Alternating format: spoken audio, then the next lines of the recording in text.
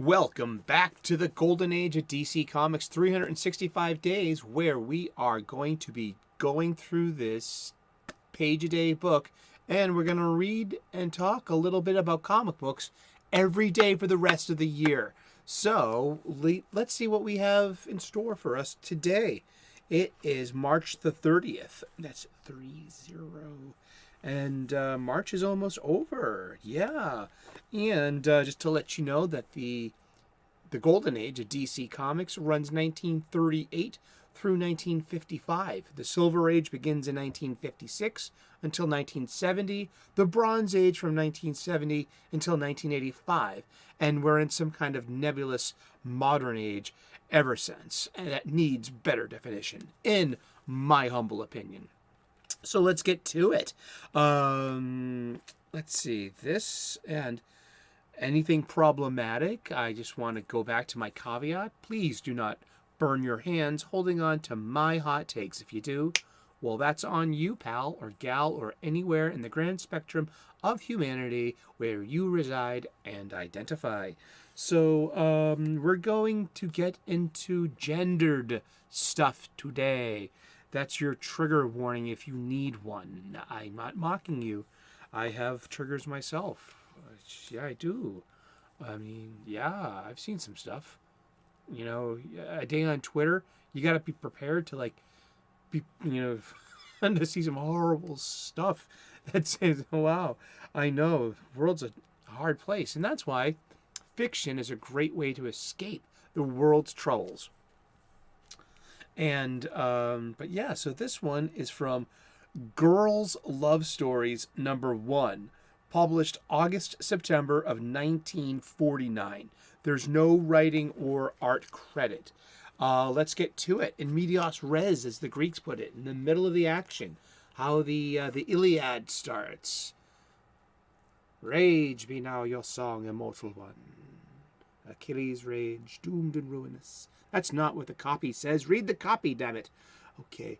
Yeah, so remember, these are just photographs of existing comic books. So we lose story. We lose the other part of the panel. But it's not about telling the story of the story. This is about telling the story of the golden age of comics and being... This is models, and these are examples. So what do we see here? We see a steam cabinet.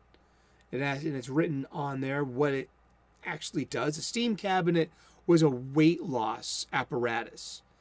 That the person, there'd be a seat, and you would sit down with your head protruding, and it would produce steam, and you would literally try to sweat off. Or maybe even the sweat would be to relax your muscles if you had achy joints or something. But it was pretty in vogue. You know what I mean? These were, the things that the technologies that were coming to be in the advent of technology. What came around at this time as well? Vacuum cleaners, laundry washing machines, better stoves, electric stoves, better refrigerators, so there was just this whole host of this was an appliance. Yeah. These are, yeah. So, I want to be as beautiful as possible tonight, Miss Devers. It's a victory celebration. Really, Miss Rogers, what are you celebrating? And there were comics for boys, and there were comics aimed at girls. And the boys' stories were rough and tumble and had a lot of punching and a lot of action adventures, and girls liked them too.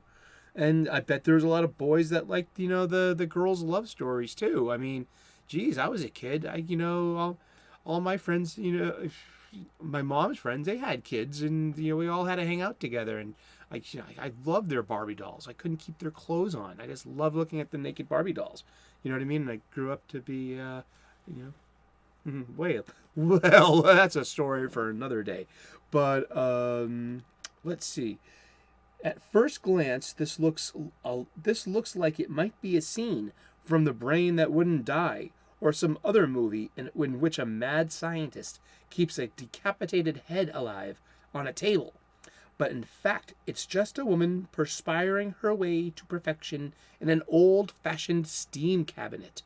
Not trusting his technique, the artist has helpfully written steam cabinet on the front of the big box, and has also written steam cabinet on the chart, labeled chart, in the foreground.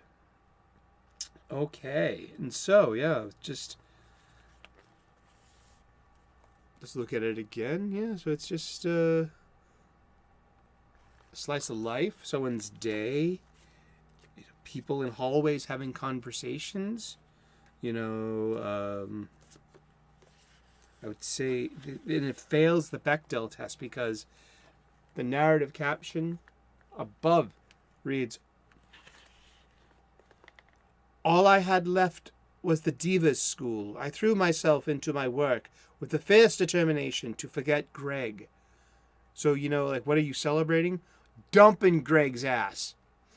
Yeah, I'm going to dump this zero, get myself a hero. I'm going to, see what's going on in Gotham or Metropolis. I'm going to you can do better than that, girl. You go, girl. Yes, queen. Whatever it is the kids are saying today, with no insults to anyone's particulars in particular. Yeah, but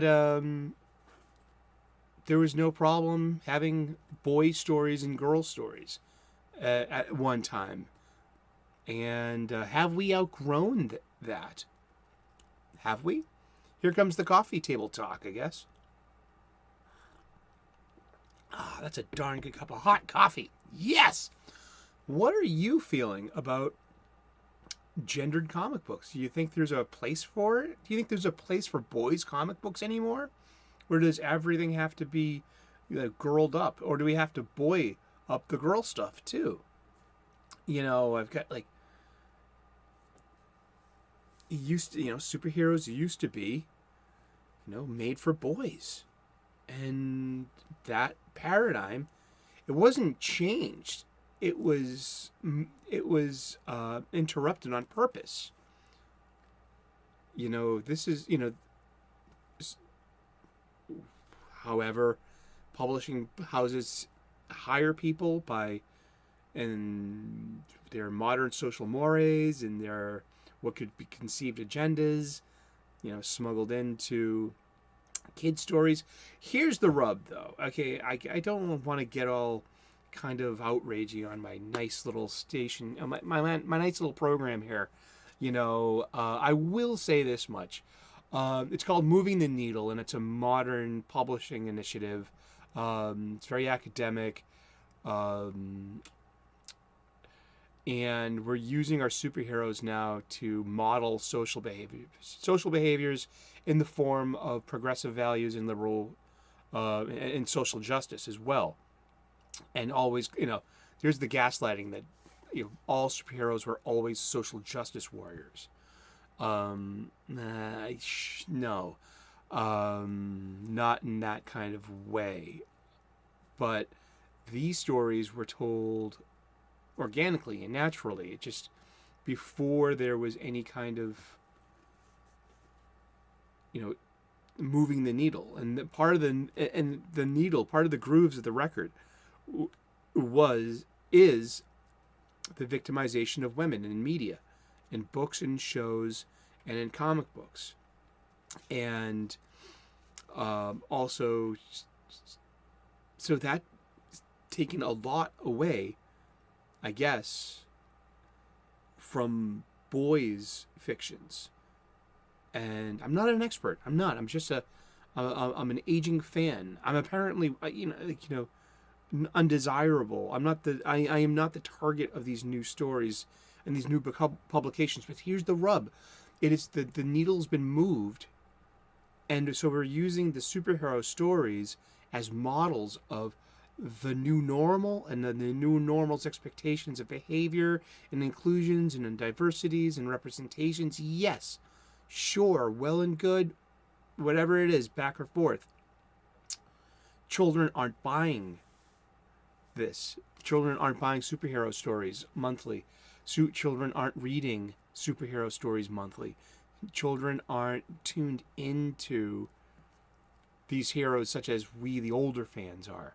Children read manga, Japanese manga, and that is what's selling. Those stories, those characters, those non-delusional parasocial relationships.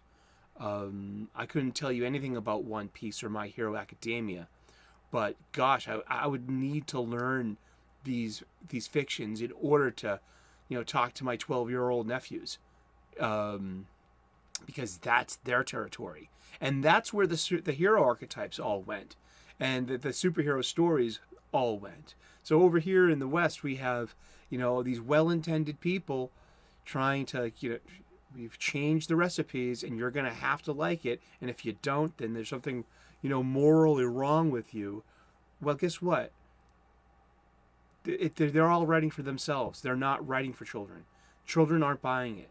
Children don't really buy anything. They buy things with their parents' money. But those decisions, get the kid what the kid wants, and the kid doesn't want Superman, Son of Kal-El, or Batwoman, or new Aquaman, or kids don't buy comic books. The newsstand and the spinner rack might have something to do with that, but what they are buying, the proof on the pudding is in the plate. That plate is the shelf at Barnes and Nobles or your Amazon or whatnot. Manga is selling. So the whole effort of changing the narrative and making like the boys and gelding the boys' properties, well, kids aren't reading it. Kids like the characters. Kids like the movies. Kids love the cartoons. They like the characters. But are they reading comic books? Are comic books in children's hands? Especially at a $3.99, $4.99 cover price monthly. And sometimes even bi-weekly. So yeah, that's what's happened to comic books. Well, that's a conversation for itself. It's an ongoing conversation. It gets really polarizing, and it can sometimes lead to dirty fighting. And I really want to avoid certain levels of negativity here without disrespecting it either by saying, oh, that doesn't exist. No, it does exist. But so don't a lot of things in the golden age exist that are problematic too. And but that's all I got for today. That was today's conversation. Yeah, The Brain That Wouldn't Die is a movie. It's a horror movie that came out in 1962. It was completed in 1959 under the working title The Black Door, but it wouldn't be released until 1962. And it was about a lady who gets decapitated in a car accident, and a mad scientist brings her head back to his laboratory and revives it, what looks like on a table. So like the actress's body is definitely under the table. But it's called, The Brain That Wouldn't Die. It's an old creature feature movie that I grew up on. And it's in the public domain too, so you can probably see it for free on YouTube here. So thank you so much for tuning in. We're going to talk about comic books every day for the rest of the year. Tune in tomorrow at 3 p.m. U.S. Eastern, and hopefully I can earn your subscription. So like and subscribe, please. I talk about pop culture, comic books, spirituality. I'm an ordained minister, an amateur theologian, and I'm a professional chef. I do a lot of cooking videos. I got a playlist called What's Cooking, so tune in to find out, and you too can make some nutritious, delicious, and beautiful food for your loved ones at your home. Thank you so much for tuning in. Tune in tomorrow. Good luck, and see you then. Bye.